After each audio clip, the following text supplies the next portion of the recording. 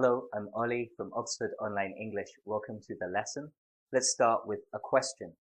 Look at this sentence and think about how you could fill in the gaps. If I enough time, I to your birthday dinner. How could you complete the gaps?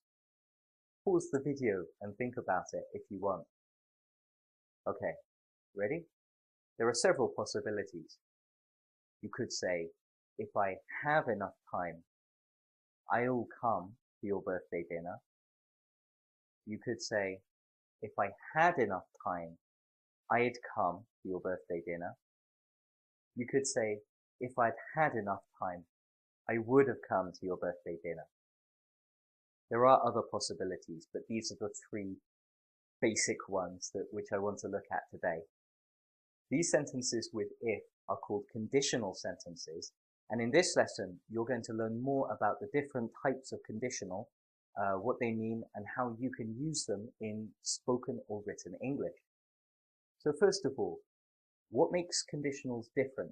Well, you need to think about two questions. First, is your sentence about the past, present, or the future? Very simple. Second, is your sentence about something real or something unreal? What does that mean?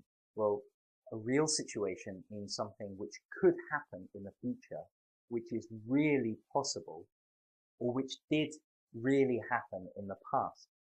An unreal situation means something that probably won't happen in the future, or which didn't happen in the past. It's something imaginary or hypothetical. Okay, let's look at our three sentences now. If I have enough time, I'll come to your birthday dinner. So, past, present, or future? Well, it's about the future. Real or unreal? Well, it's real. That means it's possible that I will have enough time, so it's possible that I will come to your birthday dinner. Alright, next sentence. If I had enough time, I'd come to your birthday dinner. Past, present, or future? It's also about the future. Real or unreal? Well, it's unreal. What does that mean? That means I won't have enough time and I won't come to your birthday dinner. I'm too busy. Our last sentence, if I'd had enough time, I would have come to your birthday dinner. Alright, what do you think? Past, present, future? This sentence is about the past. Is it real or is it unreal? It's unreal because if I say this sentence, your birthday dinner was in the past, I didn't have enough time and I didn't come. Okay, so now we're going to look at how to make these different sentences in more detail. Now, every conditional sentence has two parts, the if part and the other part. Let's call that other part the result part. The two parts can go in any order. The if part doesn't have to go first. So you can say, if I have enough time, I'll come to your birthday dinner. You can say, I'll come to your birthday dinner if I have enough time. They're both the same, there's no difference. But there's a small detail. If the if part goes first, you need a comma between the two parts. If the result part is first, don't use a comma. Okay, in our first sentence, if I have enough time, I'll come to your birthday dinner. You can see that we use the present tense after if, and we use will in the result part. And this altogether expresses a real situation in the future.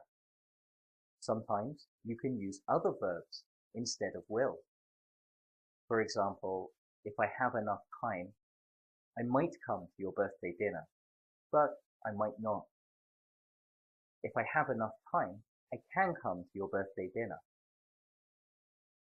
It's also possible to use other present tenses after if. If I've finished everything, I'll come to your birthday dinner. If I'm not having a meeting, I'll come to your birthday dinner. it's almost never necessary to use other present tenses after if. So if you want to keep things simple when you're speaking or writing, just remember if, present simple. You can't, however, you can't use future tenses after if. It's not possible to say if I will, or if you will, or anything with if and will together in conditional sentences. They don't go together. Okay, what about our second sentence? If I had enough time, I'd come to your birthday dinner. You can see that we use the past simple after if, and we use would in the result part. Would is often shortened to ud, like I'd, you'd, he'd, and so on. Now this expresses an unreal situation in the future. Be careful, the past verb does not mean that this sentence is talking about the past. This is an important point because I see many students get confused about this. They see the past simple verb. They think, okay, this sentence is about the past. It's not. The past verb makes the sentence unreal. It doesn't make the sentence past. We can use the same form to talk about the present as well. We understand if the sentence is present or future from the context. So for example, if I had enough time, I'd come with you now in the present, or if I had enough time, I'd come with you at the weekend in the future. Very often students ask me, how do you know if a situation is real or unreal? How do you know which conditional to use? Well, you don't know. Using different conditionals expresses your idea. For example, if they win this match, I'll buy everyone dinner. Or, if they won this match, I'd buy everyone dinner. Which sentence is correct? Well, they both are. Both sentences are perfectly correct, but they're just different. If you say the first sentence, if they win, I will buy everybody dinner, it means you think it's possible that they'll win the match. If you say the second sentence, it means you think it's impossible or very unlikely to happen. So by using one sentence or the other, you express your opinion on the situation and how probable it is. Of course, some situations are obviously real or unreal. It sounds strange to say, if I become president, I'll give everyone free cake. Because, of course, it's very rare that people become president of their country. However, in many situations, it isn't so clear, and you can choose which conditional to use. Okay, let's look at our third sentence. If I'd had enough time, I would have come to your birthday dinner. So here we use the past perfect after if, and we use would have plus a past participle in the result part. Now be careful here. Both had and would can be shortened to ud. If you see apostrophe D in a conditional sentence, you need to use your grammar knowledge to work out if it's had or would. So this sentence expresses an unreal situation in the past. Remember, that means that these things didn't really happen. I didn't have time, and I didn't come to your birthday dinner.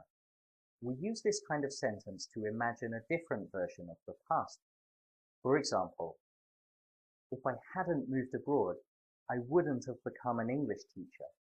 So I did move abroad, and I did become an English teacher, in reality. If I'd studied medicine, I would have become a doctor. So I didn't study medicine, and I didn't become a doctor. I'm just imagining a different path. Like we said before, you can use different verbs in the result part.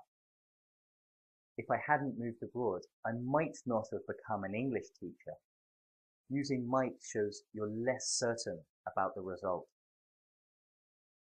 If I'd studied medicine, I could have become a doctor. Using could shows a possibility. Okay, so now you know the most common kinds of conditional sentences. Let's review. There's a sentence which is about the real future, That's if plus present tense and then will. There's a sentence which is about the unreal future or present, if plus past simple and then would. And there's the sentence about the unreal past, if plus past perfect, then would have plus past participle. Okay, let's finish by making some examples. Can you make one example about your life with each type of sentence? For example, if it's sunny this weekend, I'll go hiking. If I didn't have so much work, I'd work 4 days a week. I would have finished my work already if I'd got up earlier this morning. Okay, now it's your turn. If you aren't sure whether your sentences are correct, you can leave them in the video comments and I'll tell you if they're right or not. Alright, that's the end of the lesson. If you're watching this on YouTube, why not click over to our website? You can see the whole lesson with a text and with exercises to help you practice this topic. I hope the lesson was useful for you. Thanks very much for watching. I'll see you next time. Bye bye.